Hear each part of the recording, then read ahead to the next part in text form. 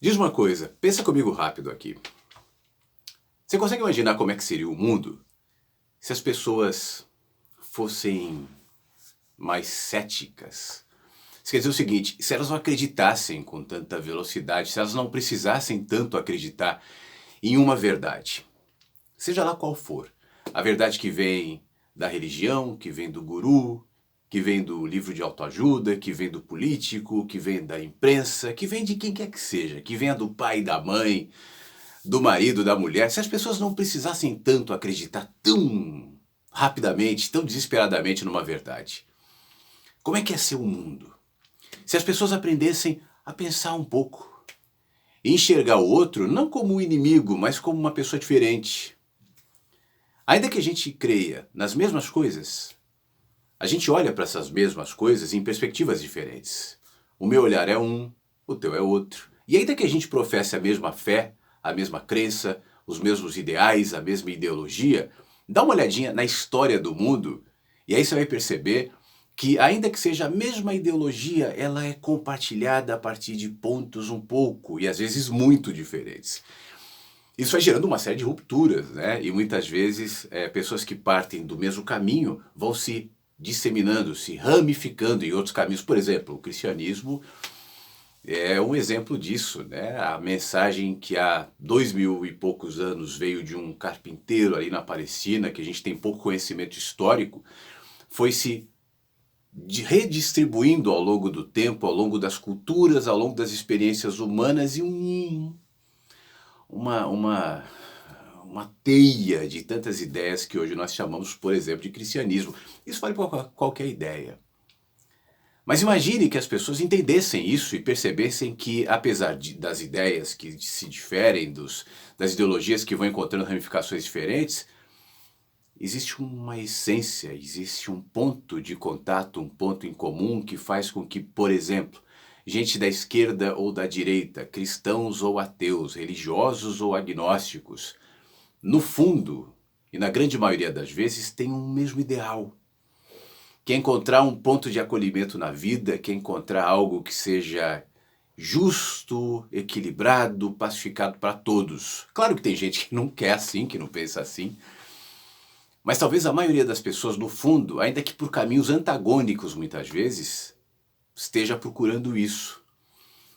Será que a gente não seria mais cauteloso, mais paciente, mais amoroso, mais pacificado para lidar inclusive com as contradições? Agora, por outro lado, pensa nas estruturas que movimentam esse mundo que nós conhecemos, especialmente nesse mundo ocidental onde nós estamos. A estrutura do consumo, da política, da religião, da publicidade, a informação que circula não só na imprensa, mas nas redes sociais, os algoritmos que pautam os debates e a mente das pessoas que passam a crer que o mundo é aquela bolha. Para essa estrutura, o que interessa a não ser massa? E o que são as massas?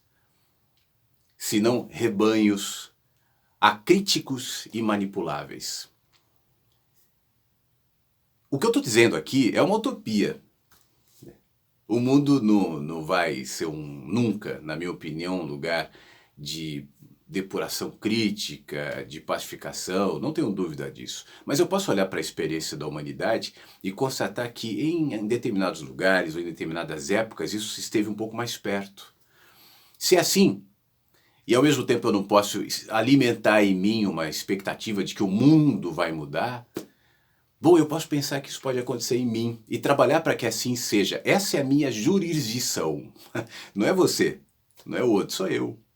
E nessa minha jurisdição implica em criar em mim mecanismos para que eu ultrapasse essas camadas de distrações, de ideias, de utopias, para que eu chegue nesse ponto essencial que, no fim das contas, ainda que nós pensemos diferente, nos conecta.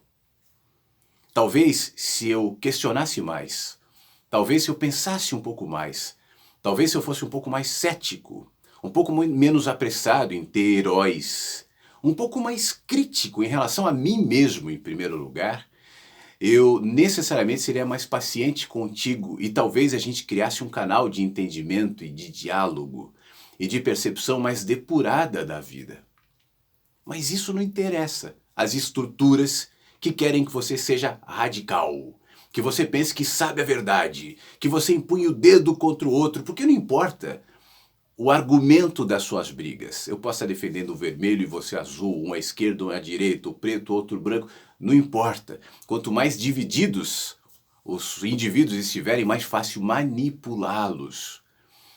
E aí se você é contra isso, a favor daquilo, está defendendo aqui, brigando, isso é o de menos.